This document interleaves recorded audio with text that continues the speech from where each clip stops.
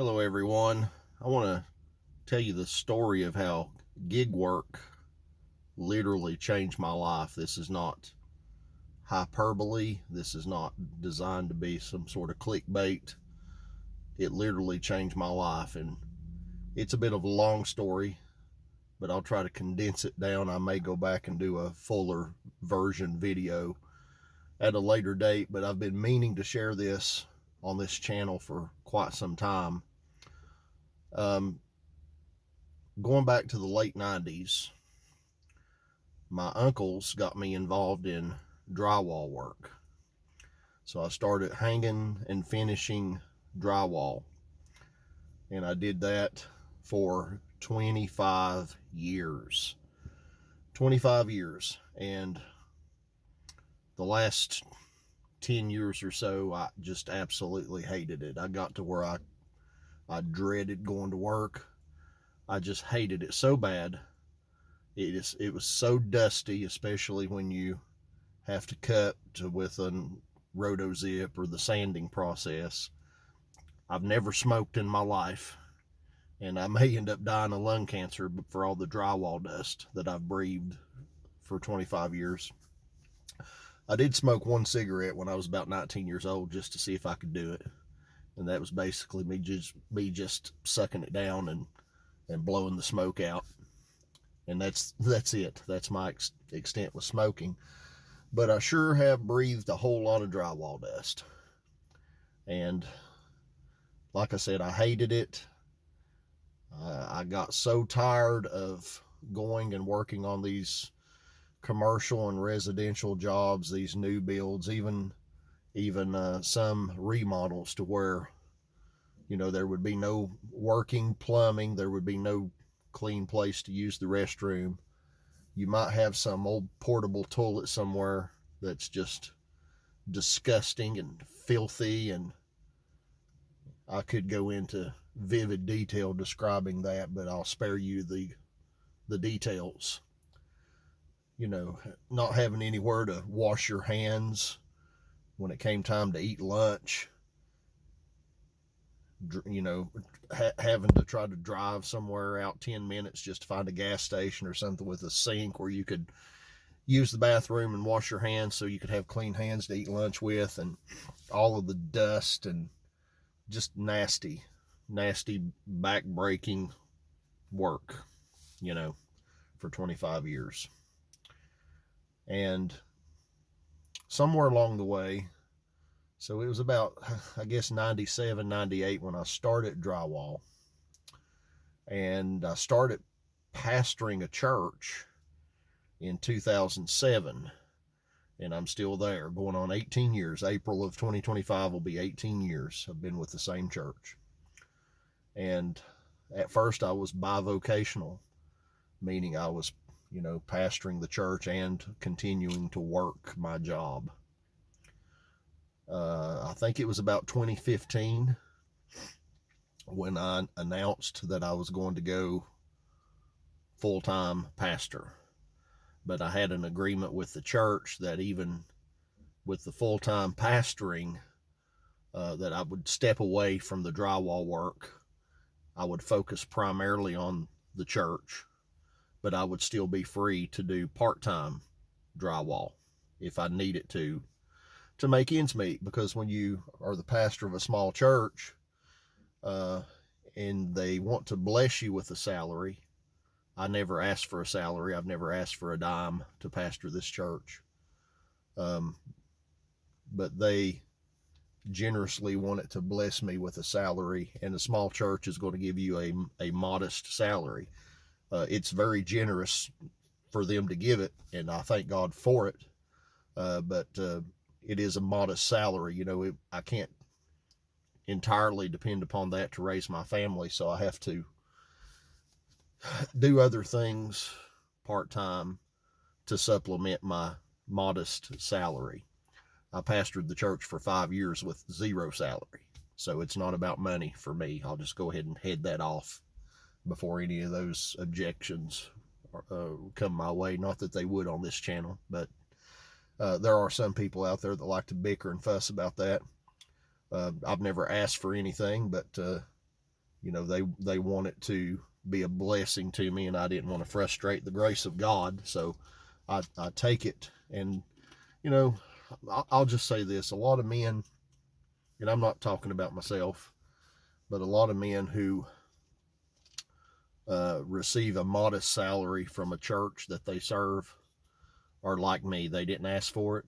They give out of their salary that they receive, and they even support missionaries out of their own money that the church pays them a salary, and they turn around and use that money to support missionaries and things like that, and nobody knows it because they don't go around broadcasting it.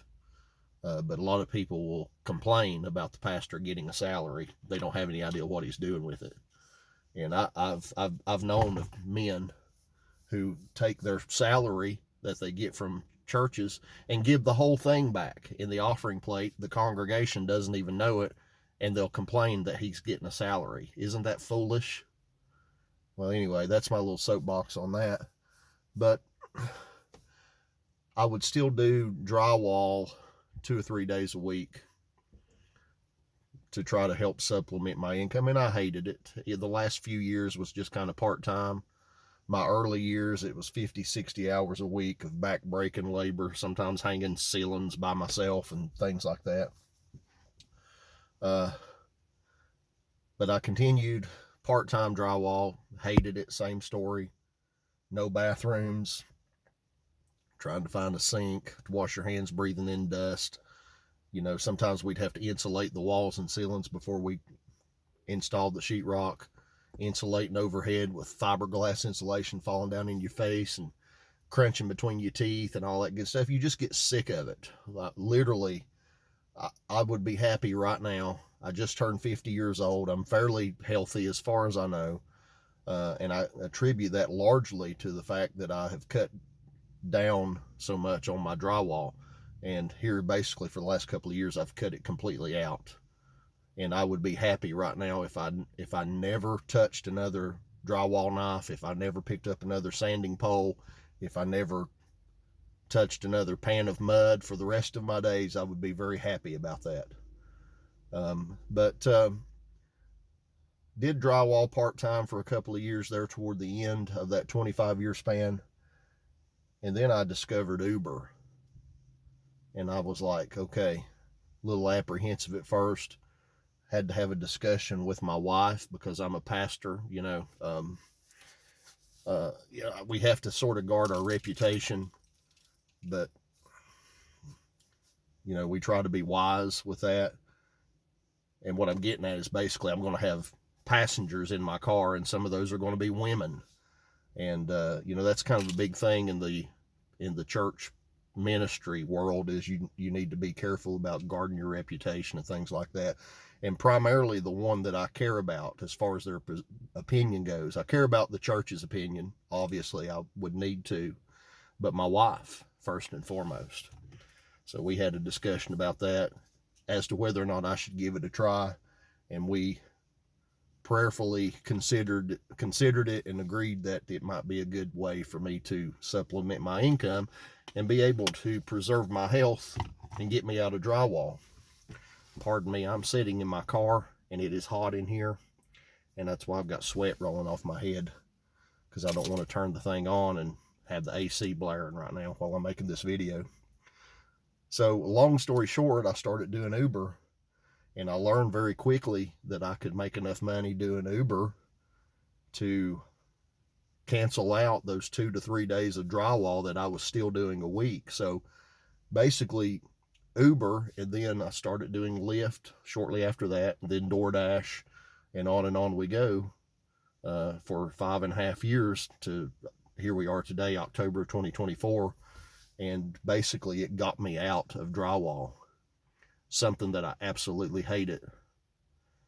And I feel like it's preserved my health. It's taken me out of the dust to where I'm not breathing drywall dust every day.